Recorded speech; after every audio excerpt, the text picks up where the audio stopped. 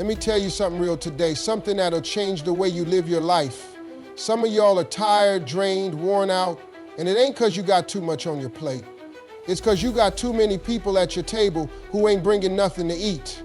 You are saying yes to folks who wouldn't even show up if the roles were reversed. You're overcommitting, overstretching, overcompensating, and what are you getting in return? Stress, disrespect, disappointment. See, I had to learn this the hard way in my life when I kept giving and giving and folks just kept taking and taking. And then one day I realized something powerful. The word no is not negative, it's necessary. Saying no is how you protect your peace.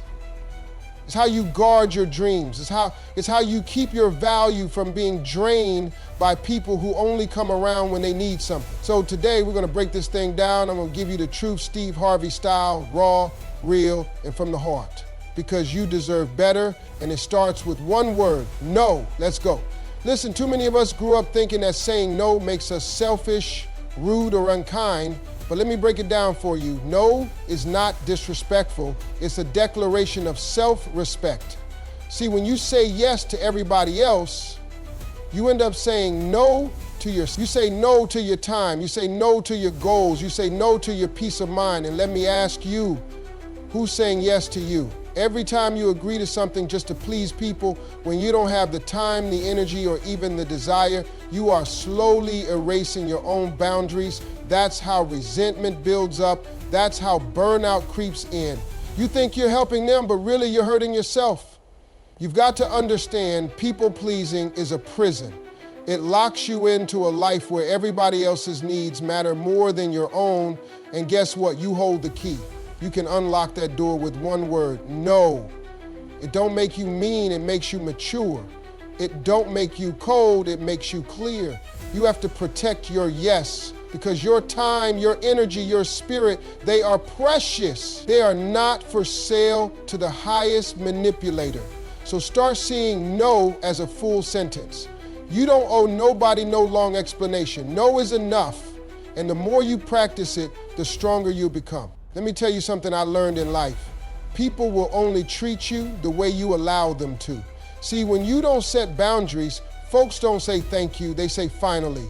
They take it as permission to walk all over you. And once they realize you ain't got no fence up, they start building their house on your land. I'm serious. They'll use your time, your resources, your kindness, and never once stop to think, am I asking for too much? Because to them, you've already shown that your time ain't protected. Now hear me, setting boundaries doesn't mean you don't care about people. It means you care about yourself enough to say, hey, this is where I stop and this is where you begin. You've got to have lines in your life that say, this is what I allow, this is what I don't. This is what I tolerate, this is where I draw the line. You can't keep being everybody's emergency contact while nobody's answering when you're in need. Some of y'all keep giving 100% to folks who wouldn't give you 10%. That's not love, that's a setup. And life will keep sending you users, manipulators, and energy drainers until you finally rise up and say enough is enough. You are not a doormat, you are not a free therapist, you are not a backup plan. So how do you set boundaries? You start with honesty. You speak up. You let people know what works for you and what doesn't. And if they get mad at you for setting boundaries, guess what? They were benefiting from you having none. You want peace in your life? Set the standard, set the tone, set the boundaries. Because if you don't, people will set them for you, and baby, they ain't setting them in your favor. Now listen, this one is for the folks who feel bad every time they say no, who lose sleep thinking about whether they let somebody down, who get that knot in their stomach when they finally decide to choose themselves. Let me help you shake that off right now. Choosing yourself is not selfish, it's survival. See, guilt is a trick, it's a tactic. And most of the time it's planted there by people who benefit when you forget your worth. They'll hit you with, after all I've done for you, or I thought we were close. But they don't ever stop to ask what you need. And so you start thinking, maybe I'm wrong for saying no. Maybe I owe them. But hear me, you don't owe anybody access to your life just because you love them, grew up with them, or used to be close. You owe you peace, purpose, protection. Listen. I had to get to a point in my life where I asked myself, Who's pouring into me the way I pour into them? And when the answer was silence, I knew something had to change. You can't help people from an empty place. You can't give love, wisdom, money, time, or encouragement if your own tank is always on E. You've got to fill yourself up first. That's not wrong. That's wisdom.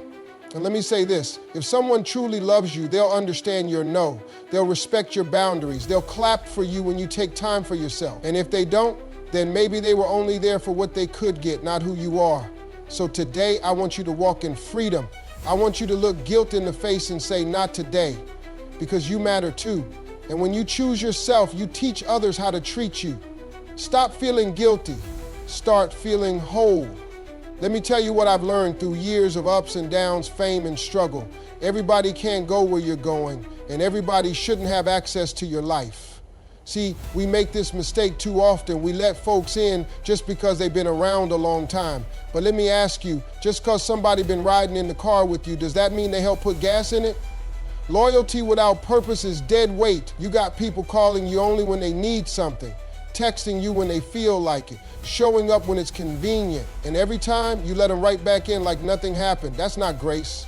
That's giving VIP access to people who should have been moved to general admission.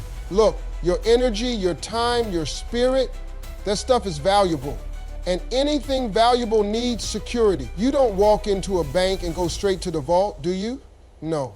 You need permission. Why? Because what's inside is precious.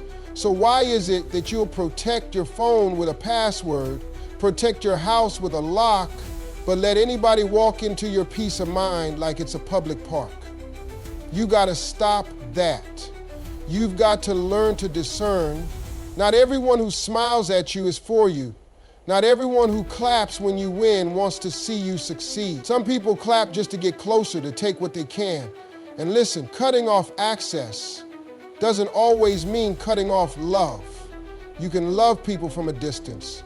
You can forgive them and still not let them drain you. You can pray for them and still move on. Remember this, protect your access like your life depends on it, because in many ways it does. Let me tell you what folks don't realize. Every time you say yes to something that doesn't serve you, you are delaying the very blessing God has been trying to get to you. Read that again. See, some of y'all been praying for peace, for success, for purpose, for clarity, but your schedule is packed with other people's priorities. You're so busy putting out everybody else's fires, you ain't got time to light your own flame. And this is what hit me hard one day. Your yes has power, but only if it's protected. You can't say yes to growth when you're always saying yes to distractions. You can't say yes to your dream when you keep saying yes to people who drain you. You can't say yes to your calling when you keep getting pulled into chaos that ain't even yours. So you've got to clean house. You've got to do some spring cleaning in your spirit. And that starts by removing the clutter. And baby, some of that clutter got names, area codes, and your Netflix password. You want to grow, want to build, want to find your purpose and live in your calling, then you got to say no to the wrong things so you can say yes to the right ones. Say yes to rest. Say yes to boundaries. Say yes to your goals, your family, your peace, your God-given potential. Because when you say no to what drains you, you make room for what builds you, what feeds you, what fuels your soul. That's how you walk in purpose. That's how you live with joy. So today, I dare you not just to say no, but to say it with your chest. Say it like your future depends on it, because guess what? It does. Let me break it all the way down. Every time you let something slide, you teach people that it's okay. See, life don't come with instruction manuals. People learn how to treat you based on what you allow. So when you say yes to disrespect, you're telling them, go ahead, I'll take it.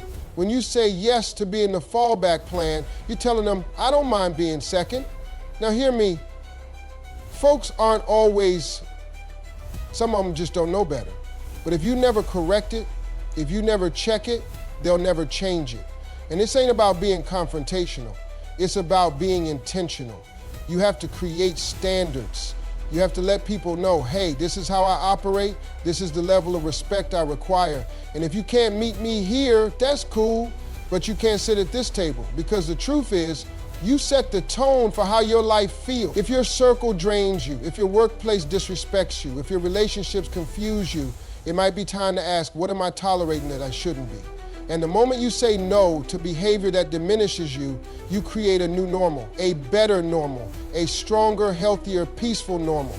So let today be the day you start teaching people how to treat you, not with anger, not with attitude, but with confidence. Stand on your worth. Speak your truth and stop apologizing for having standards.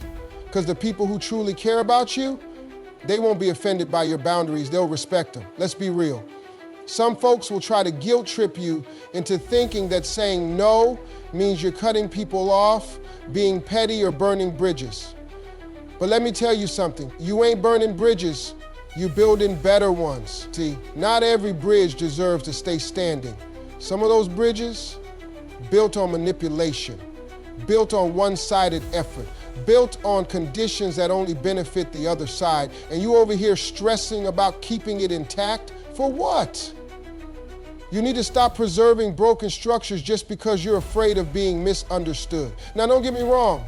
I'm not saying walk around with a torch ready to light everything up. I'm saying be wise, be prayerful, be real with yourself. Because some bridges weren't meant to be crossed forever.